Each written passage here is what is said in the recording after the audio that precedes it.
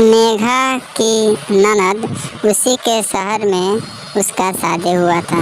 जब भी उसे काम होता वो अपने घर चली आती। उसके स्वभाव के बारे में मेघा भली भांति जानती थी और वो कितनी कंजूस थी उषा इसको भली भांति जानती थी।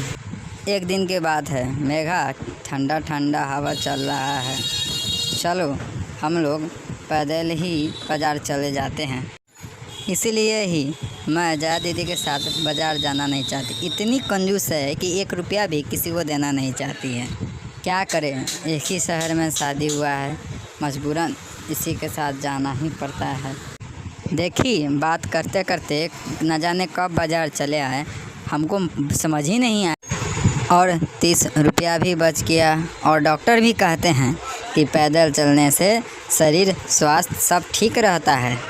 इतनी गर्मी में मुझे तो पैदल ले आई और बोलती है कि पैसा बच गया। क्या जे करेगी इतने पैसा का, समझ ही नहीं आता है हमें। तुम क्या सोचने लगी मेघा? चलो साड़ी की दुकान में चलो। ओ भाई जी, साड़ी दिखाइए तो कुछ समय बाद।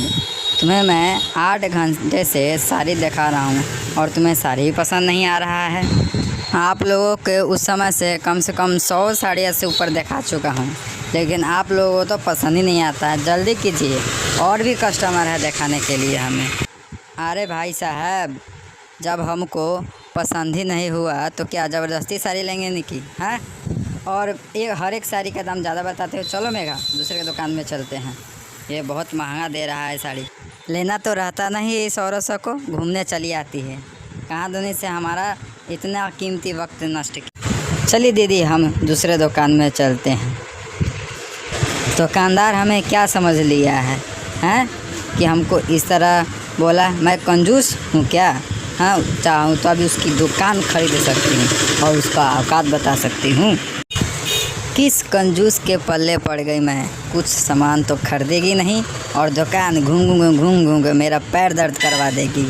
ओहो, मुझे बहुत ज़ोरों से भूख लग गई है और सामने गुपचुप का दुकान भी है, गोलगप्पे वाला। दीदी तो खाएगी ही नहीं, उपवास ही रह जाएगी पैसे के चलते।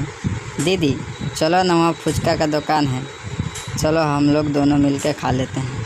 हाँ जया, चलो हम लोग दोनों साथ जाके गुपचुप खा लेते हैं और पैसा हम ही देंगे, पैसा का टेंशन मत करो। ओहो, पैसा देखते हैं देती है कि नहीं। चलो ठीक है, आज कहाँ से सूरज निकला है ये तो। ओ गोलगप्पे वाले भैया, चलिए गुपचुप खिलाइए था। हाँ, कितना अच्छा गुपचुप है। और कितने रुपए हुए भाई साहब? 60 रुपया हैं? 60 रुपया? 60 रुपये इतना पैसा गिन के खाए हैं कहाँ हम लोग? गिनी है जया? नहीं, मैं नहीं गिनी हूँ। क्या जाने कितने गुपचुप खा लिए। हाँ देखो ना, मेरे पास छुट्टे नहीं हैं।